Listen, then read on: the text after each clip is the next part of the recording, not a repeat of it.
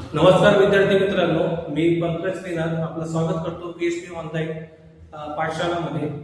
जसं सगळ्यात महत्त्वाचं म्हणजे म्हटलं होतं की लिनियर इक्वेशन टू व्हेरिएबलचे सायमल्टेनियस इक्वेशन काय असते त्या टाइपचे क्वेश्चन आपण आज अभ्यासणार आहोत. यामध्ये सायमल्टेनियस इक्वेशन म्हणजे तुम्हाला रिकॉल करून देतो. सायमल्टेनियस इक्वेशन म्हणजे काय? जेव्हा दोन लिनियर इक्वेशन टू व्हेरिएबल आपण ऍट ए टाइम सॉल्व्ह करतो त्याला म्हणतो आपण सायमल्टेनियस इक्वेशन. जसं तुम्हाला एक्झाम मध्ये असे दोन क्वेश्चन दिलेले असतील 2x 3y 30 and 5x 2y 4. मग जेव्हा दोन लिनियर इक्वेशन टू व्हेरिएबल आपण ऍट ए टाइम सॉल्व्ह करतो त्याला म्हणतो आपण सायमल्टेनियस इक्वेशन. आणि जसं तुम्हाला मागच्या व्हिडिओमध्ये पण सांगितलं होतं की सायमल्टेनियस इक्वेशन सॉल्व्ह करण्यासाठी बऱ्याच मेथड आहे. जसं एलिमिनेशन मेथड आहे, त्यानंतर सबस्टिट्यूशन मेथड आहे, त्यानंतर क्रॅमर्स रूल आहे, ग्राफिकल मेथड आहे. अशा भरपूर मेथड आहे ज्याने तुम्ही लिनियर इक्वेशन टू व्हेरिएबल किंवा सायमल्टेनियस इक्वेशन हे आपण इझिली सॉल्व्ह करू शकतो. आता पहा, या ठिकाणी एक एक्झाम्पल घेऊया to understand the concept of simultaneous equation. How can we solve this? 2x 3y 30 and second is what? 5x 2y 4. फक्त यामध्ये पहिली स्टेप काय असतात की जो काही इक्वेशन दिलेले आहे त्याला आपण नंबरिंग करून घेणार पाहिजे. जसं 2x 3y is equal to 30. Suppose करू की हा इक्वेशन नंबर 1 आहे. Second is what? 5x 2y is equal to 4. याला सपोज करू आपण इक्वेशन नंबर 2. आता या ठिकाणी आपण मेथड पाहणार आहे एलिमिनेशन. जसं आता एलिमिनेशन म्हणजे काय? आपल्याला एलिमिनेशन म्हटलं तर एक आठवते संसार कोणता प्रोग्राम्स असतात. जसं डान्स प्रोग्राम असेल किंवा कॉम्पिटिशन प्रोग्राम असेल, त्यामध्ये काय जेवढे मेंबर्स पार्टिसिपेट करतात त्यातले राऊंड मध्ये एलिमिनेशन होत राहतात. मग इथे सुद्धा आपल्याला एलिमिनेशन करायचं आहे. आता पार्टिसिपेट करणारे कोण व्हेरिएबल्स आहेत? Yes, that is x and Y. मग आपल्याला काय करायचं? 1 बाय 1 इलिमिनेट करायचं. मग आता इलिमिनेट करायचं कोणाला? प्रश्न हा पडतो. मग त्या ठिकाणी काय करायचं? जेव्हाही तुम्ही अशी दोन इक्वेशन लिहून घेसाल लिनियर इक्वेशन टू व्हेरिएबल, तर त्यामध्ये सगळ्यात पहिली गोष्ट पाहायची की एलिमिनेशन करण्यासाठी कोण कॅन्डिडेट आपल्याला लवकर एलिमिनेट करू शकतो. या ठिकाणी कॅन्डिडेट म्हणजे काय? व्हेरिएबल. तर कोणत्या व्हेरिएबलला आपण इझिली एलिमिनेट करू शकतो. मग त्यासाठी काही गोष्टी आहेत तुम्हाला लक्षात ठेवायचं आहे. पहा, जेव्हा प्लस आणि मायनस साइन यांची पेअर प्रेझेंट आहे तर त्या व्हेरिएबलला एलिमिनेट करणं थोडं सोपं जाते. आपण इथं पहा, इथं x आहे, या दोन्ही ठिकाणी प्लसच्या टर्म्स आहेत. 2 पण पॉझिटिव्ह आहे, 5 पण पॉझिटिव्ह आहे. मायनस किती आहे? प्लस मायनस ची पेअर. यस, व्हेरिएबल y च्या जवळ. मग y ला एलिमिनेट करणं इझिली जातं. मग ही झाली पहिली गोष्ट की एलिमिनेट कोणाला करायचं तो झालं. मग आता एलिमिनेट करायचं म्हटलं जसं का हा 5 आणि हा 5 एक प्लस आहे आणि एक मायनस आहे. जसं तुम्हाला माहित आहे प्लसला आपण पुढे आवश्यकता नसते लिहिण्याची. प्लस मायनस निगेटिव्ह नंबर काय ते 0. प्लस मायनस गेट कॅन्सल आणि काय ते 0. तसंच या ठिकाणी प्लस आणि मायनस ऑलरेडी आहे. फक्त काय पाहिजे? यांचे जे कोएफिशिएंट आहे. आता कोएफिशिएंट म्हणजे काय? जो काही व्हेरिएबल दिलेला असेल त्याच्या पुढचा जो नंबर असेल त्याला काय म्हणतो आपण? कोएफिशिएंट. मग जेव्हाही तुम्ही एखाद्या नंबरला एलिमिनेट करायचं आहे तर पहिली गोष्ट प्लस आणि मायनस हे पेअर आहे का प्रेझेंट ते पाहायचं. आता आपलं डिसाइड झालं की वायला एलिमिनेट करायचं. मग आता वायला एलिमिनेट करायचं तर मग यांच्या कोएफिशिएंट सुद्धा काय पाहिजे? सेम पाहिजे. मग ते सेम कसे करायचे? मग आपण जे ठरवलं की वायला एलिमिनेट करायचं तर त्यांचे कोएफिशिएंट आपल्याला पहिले इक्वल आणायचे. मग त्यासाठी काय करायचं? हा जो कोएफिशिएंट आहे हा कोणाचा होता? इक्वेशन 1 चा. तर त्यांनी इक्वेशन 2 ला मल्टिप्लाय करायचा. इथला जो कोएफिशिएंट होता दॅट इज 2 हा कोणत्या इक्वेशन होता? 2 चा. त्यांनी इक्वेशन 1 ला मल्टिप्लाय करायचं.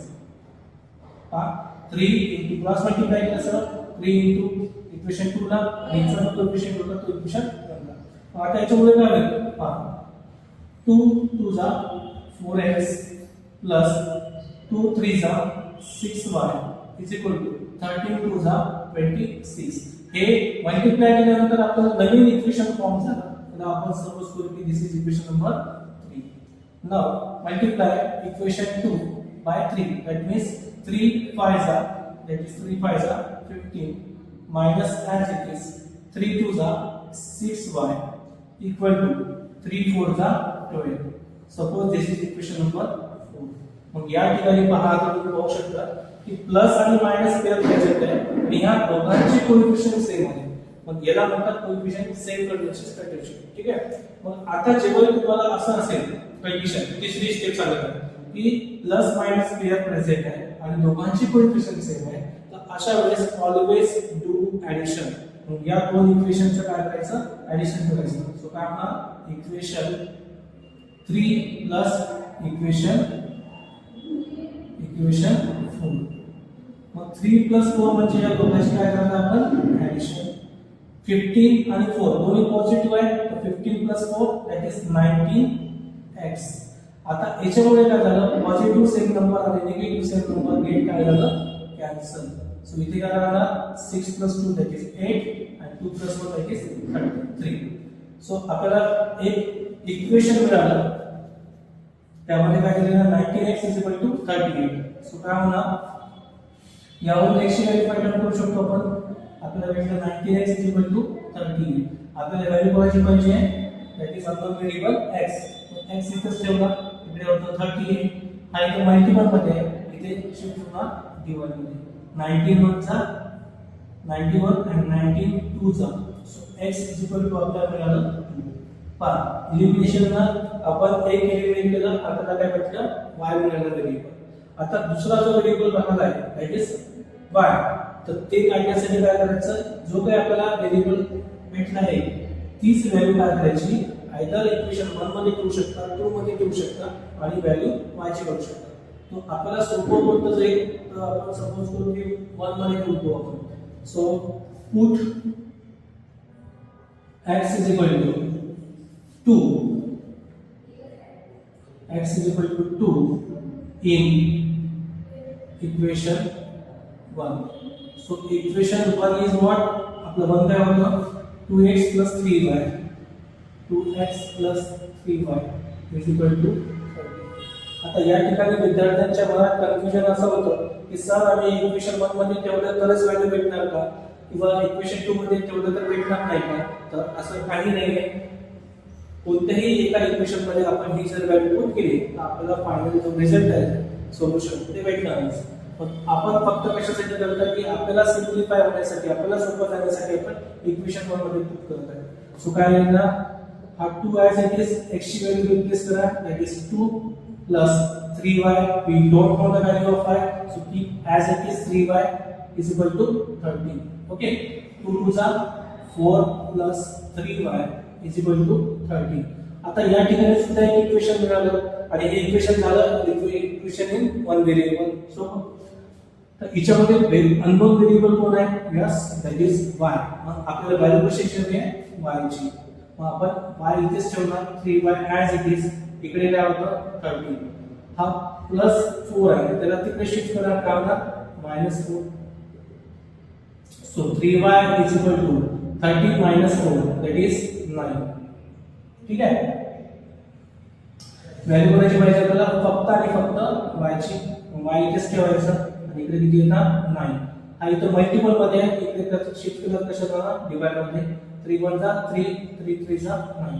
So y = 3. सो या ठिकाणी फायनल सोल्युशन कसं लिहायचं, x, y. कारण त्याच्यामध्ये दोन व्हेरिएबल होतं, x आणि y, तर x आणि y लिहायचं. असं जरुरी नाही की x आणि y मध्ये व्हेरिएबल येतील. कधी p आणि q च्या फॉर्म मध्ये येतात, कधी m आणि n च्या फॉर्म मध्ये येतात. मग तिथे त्या पद्धतीनुसार चेंज करायचं. सो x, y = x किती मिळालं आपल्याला, दॅट इज 2, y किती मिळालं आपल्याला, 3. तर हे झालं final solution of simultaneous equation. Okay. So अशा टाइपने आपल्याला सोडवायचं आहे. कन्फ्युजन तुम्हाला कुठे होणार, फक्त कन्फ्युजन होऊ शकते तुम्हाला या ठिकाणी नेमकं या दोन इक्वेशनची ऍडिशन करायचं का सबट्रॅक्शन करायचं. आपण यामध्ये हा एकच क्वेश्चन घेतलाय ज्यामध्ये आपण पाहणार की जेव्हा प्लस आणि मायनस पेअर असेल प्रेझेंट, तर तेव्हा काय करायचं, कोएफिशिएंट सेम कशी करायची ते या व्हिडिओमध्ये सांगितले तुम्हाला. हे आपलं पहिलं क्वेश्चन आहे सायमल्टेनियस इक्वेशनचा. अशाच टाइपचे आता असं होऊ शकते की दोन्ही ठिकाणी प्लस प्लस किंवा दोन्ही ठिकाणी मायनस मायनस असेल, मग तेव्हा सायमल्टेनियस इक्वेशन कसे सॉल्व्ह करायचे हे आपण नेक्स्ट व्हिडिओमध्ये पाहणार आहे.